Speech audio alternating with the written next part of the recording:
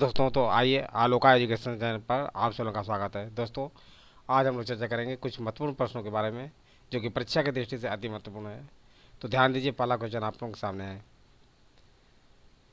कौन सा आयोग 1857 के विद्रोह के दमन के बाद भारतीय फौज के नौ संगठन से संबंधित है?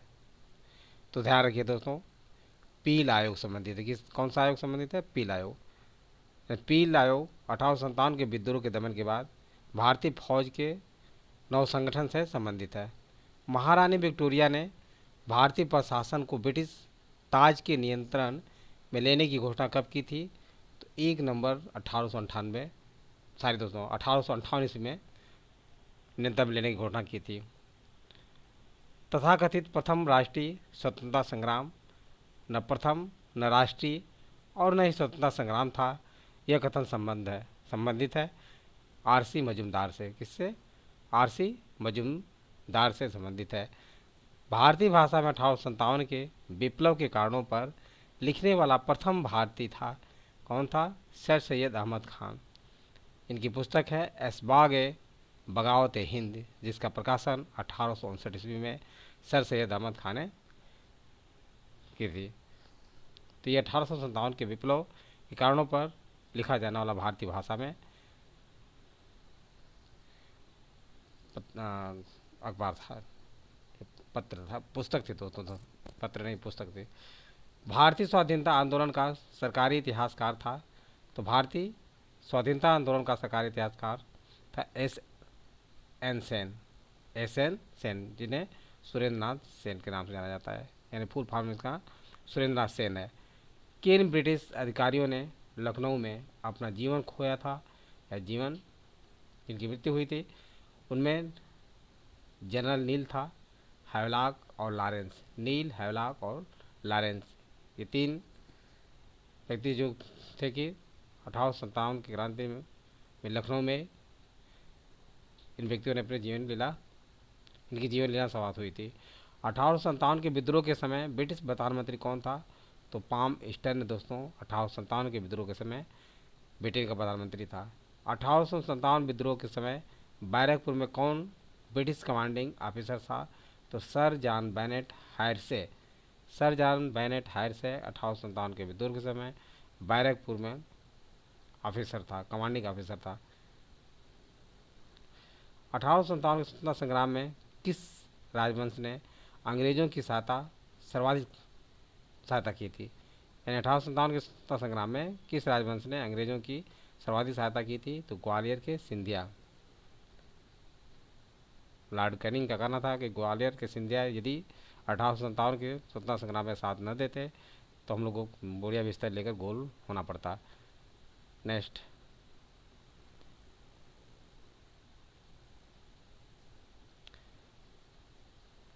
1857 के विद्रोह को किस उर्दू कवि ने देखा था?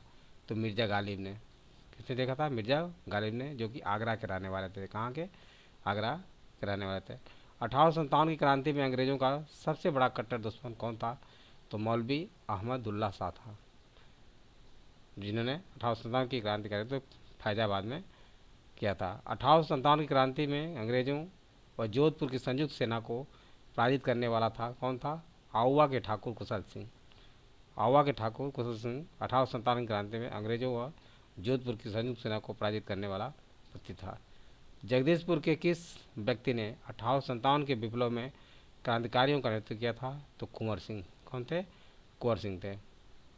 1857 की क्रांति के समय असम का नेता कौन था? ध्यान रखिए दोस्तों, असम का नेता दीवान मनीराम दत्त थे।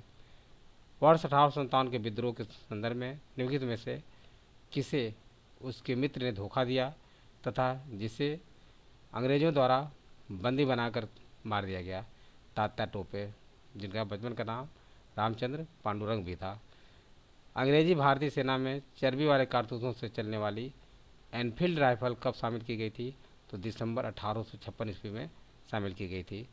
मंगल पांडे की घटना हुई थी, कब हुई थी? मंगल पांडे की घटना जो बैरकपुर में हुई थी 29 मार्च 1857 को बैरकपुर में हुई थी। कब? 29 मार्च 1857 को बैरकपुर में घटी थी। 1857 के स्वाधीनता संघर्ष की वीरांगना महारानी लक्ष्मीबाई की जन्मस्थली कहाँ पर है? तो वाराणसी में है। और इनका समाधि दोस्तों जो है ग्वालियर में है, ये ध्यान रखिए। 1857 के बरेली विद्रोह का नेता कौन था? तो खान बहादुर खान दोस्तों बरेली विद्रोह का नेता थे, जिन्हें बहादुर शाह ने वायसराय के पद पर नियुक्त किया था। किनको? खान बहादुर खान को बहादुर शाह ने वायसराय के पद पर नियुक्त किया था। 1857 के स्वाधीनता संग्राम का प्रतीक क्या था? कमल और रोटी दोस्तों 1857 के स्वतंत्रता संग्राम के प्रतीक थे। हमारे आकाश गंगा के केंद्र की परिक्रमा करने में सूर्य को कितना समय लगता है? तो 25 करोड़ वर्ष लगता है। कितना? 25 करोड़ वर्ष लगता है। नेक्स्ट,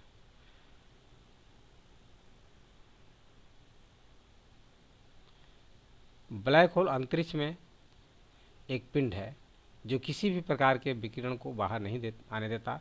इस गुण का कारण है इसका बहुत उच्च घनत्व, यानी बहुत उच्च घनत्व के कारण ही ब्लैक होल के विकिरणों को बाहर नहीं आने देता। जिस तारामंडल के तारे ध्रुव तारे की ओर संकेत करते हैं वह है सप्तऋषि। शांति का सागर कहाँ पर है? तो चंद्रमा पर काले धब्बे वाले क्षेत्र को शांति का सागर कहा जाता है। सी ऑफ ट्रांक्विलिटी भी इसे कहा जाता है। कौन सा देशांतर प्रधान यामात्तर के साथ मिलकर ग्लोब पर बृहद वृत्त का निर्माण करता है? तो 180 डिग्री निर्माण करता है। कौन सा एक जल डमरू मध्य अंतर्राष्ट्रीय तिथि रेखा के सर्वाधिक निकट स्थित है? तो बेरिंग जल डमरू मध्य दोस्तों जो है अंतर्राष्ट्रीय तिथि रेखा के सर्वाधिक निकट स्थित है। ध्यान रखिए दोस्तों, भूमध्य रेखा कुल 13 देश से होकर गुजरती है।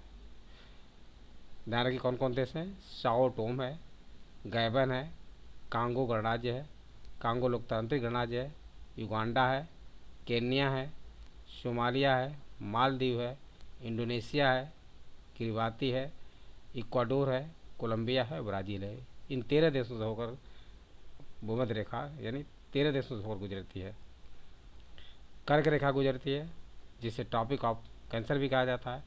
हवाई द्वीप से, जो कि अमेरिका में है, मेक्सिको, बहामास, माली, मरीतानिया, नाइजर, अल्जीरिया, चाड, लीबिया, सऊदी अरब, मिस्र, संयुक्त अरब अमीरात, भारत, बांग्लादेश, म्यांमार, चीन एवं ओमान, इन देशों से होकर कर्क रेखा यानी टॉपिक ऑफ कैंसर गुजरती है।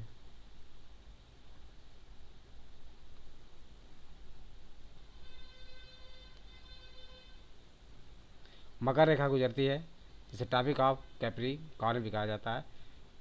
ये ब्राज़ील से, ऑस्ट्रेलिया से, पराग्वे से, मेडागास्कर से, अर्जेंटीना, मोजाम्बिक, चिली, दक्षिण Africa, France, tonga, Botswana, Namibia आदि देशों से जो है मकर रेखा यानी टॉपिक ऑफ कैप्रिकॉर्न गुजरती है। तो ये बहुत ही महत्वपूर्ण तथ्य हैं जो कि आप लोगों को समझ में आ गया होगा। यदि वीडियो अच्छा लगा हो तो इसे सब्सक्राइब और लाइक अवश्य करें तथा अपने सगे समझे दोस्तों को शेयर करना ना भूलें। थैंक यू दोस्त, नेक्स्ट वीडियो में मिलेंगे।